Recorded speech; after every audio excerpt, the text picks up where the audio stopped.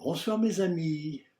En faisant mes essais de moquette sur les murs, j'avais découvert un matériau qui me paraissait intéressant pour traiter l'acoustique de la pièce, l'aiguilleté. C'est un matériau composé de fibres compactées, très denses, qu'on utilise sur les sols à fort passage pour ses qualités de résistance. En plus, il y a une gamme très riche de motifs et de coloris très beaux, bien qu'un peu sombres. Je vais en chercher un rouleau que je ramène sur mon dos en prenant le métro. C'est lourd. Les premiers essais, appliqués par petits panneaux, semblent concluants. C'est le début de nombreux voyages pour chercher des coloris différents que je colle sur les murs en composition tramée au fur et à mesure d'une écoute qui me semble prometteuse. Ça a l'air vraiment bien. Seulement, une seule épaisseur ne suffit pas.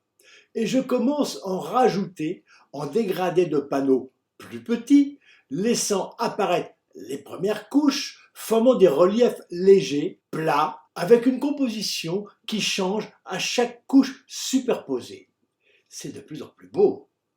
Je continue même sur le sol, qui prend des reliefs où on a tendance à se tordre les chevilles. Il y en a même sur les meubles. Je me suis cassé le dos à transporter ces rouleaux, les découper et les coller au plafond, perché sur mon escabeau, au bout d'un certain temps. Je finis enfin par réaliser que non seulement le son est étouffé, mais qu'en plus il laisse une gêne persistante dans l'oreille, une sorte d'échauffement permanent provoqué par les fibres. Je vais devoir encore tout retirer, avec déjà en tête une autre solution. Faire, défaire, refaire. Depuis longtemps, j'avais pressenti que l'autel cité dans le livre de l'Apocalypse représente le bloc d'électronique ampli et lecteur CD placé au milieu, juste devant le tableau, avec le trône et celui qui est.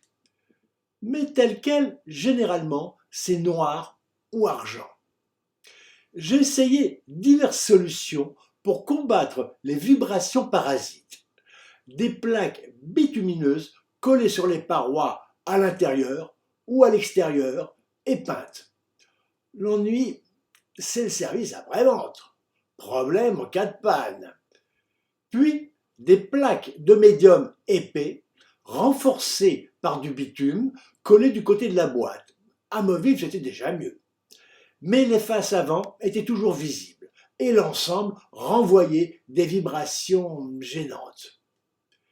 Puis, j'ai trouvé un autre principe avec des surépaisseurs d'aiguïté. Une plaque est posée sur le lecteur CD et sur l'ampli. Une autre plaque est disposée sur les côtés gauche, droite, avant, arrière, et elle est retenue par une charnière en tissu souple. C'est facilement amovible. Seulement l'aiguïté ne convenant plus, j'ai serré plusieurs matériaux pour finalement aboutir beaucoup plus tard à des plaques de liège recouvertes de sky peintes et vernies.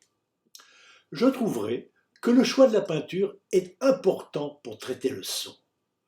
Les couleurs, en général, sont de structure souple, convenant très bien pour les murs, alors que la peinture or est constituée de poudre de laiton métallique réfléchissant de meilleure façon les bonnes vibrations très subtiles à certains endroits particuliers, dont le bloc d'électronique.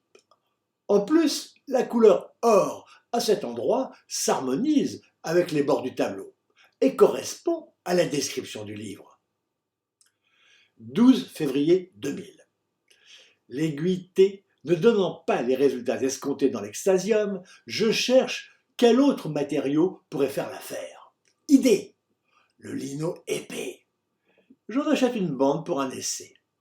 Ouh, que c'est lourd, beaucoup plus que l'aiguïté.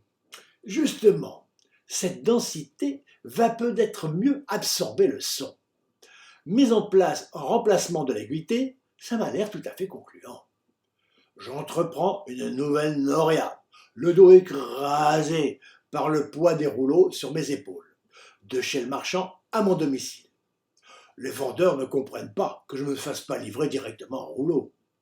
Mais outre que je ne sais pas quelle quantité il va falloir, je joue sur les différentes couleurs. Je dois écouter à chaque fois avant d'aller plus loin. En plus, je n'ai pas la place pour stocker un rouleau et ensuite le découper. Pendant une grande partie de l'année, je vais retirer progressivement l'aiguilleté et le remplacer par ce nouveau matériau. Problème de colle. J'utilisais de la colle à chaud, facile d'utilisation, bien que dangereuse, avec des brûlures fréquentes. Là, je dois utiliser des colles plus puissantes, plus chères.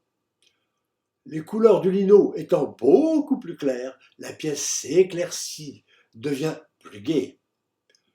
Je reconstruis des surépaisseurs pyramidales. Comme je perçois une certaine dureté dans le son au bout de quelques semaines, je pense que ce sont les angles rentrants à chaque surépaisseur de lino qui en sont la cause. Pour la combattre, je vais au marché Saint-Pierre, spécialiste des tissus, acheter du cordon épais au fil doré, rouge ou bleu, que je colle autour de chaque plaque de lino. Le résultat est assez beau. Il m'a fallu une très grande longueur de cordon, avec de nombreux allers et retours. Chaque achat représente une petite somme, mais la continuité de ces dépenses vide goutte à goutte, inexorablement, ma cagnotte. Les cordons en tissu ne vont pas. N'oublions pas que c'est seulement quand tout est terminé que j'arrive à me rendre compte si ça va ou non. Je vais essayer avec du caoutchouc. Je dois en commander spécialement une grande quantité. Retirer le cordon en fil, le jeter, remplacer par le caoutchouc. Maintenant, les plaques sont cernées de noir. Ça ne va toujours pas. Cette fois, je fais fabriquer un quart de rond en PVC souple.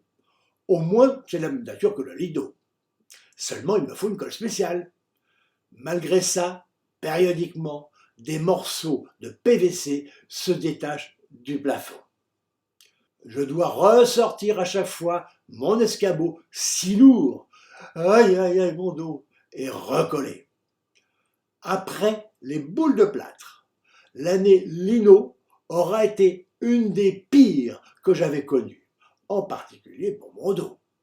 Finalement, le lino ne convient pas. Il faudra encore recommencer. J'en ai presque la nausée quand je le réalise. Faire, défaire, refaire.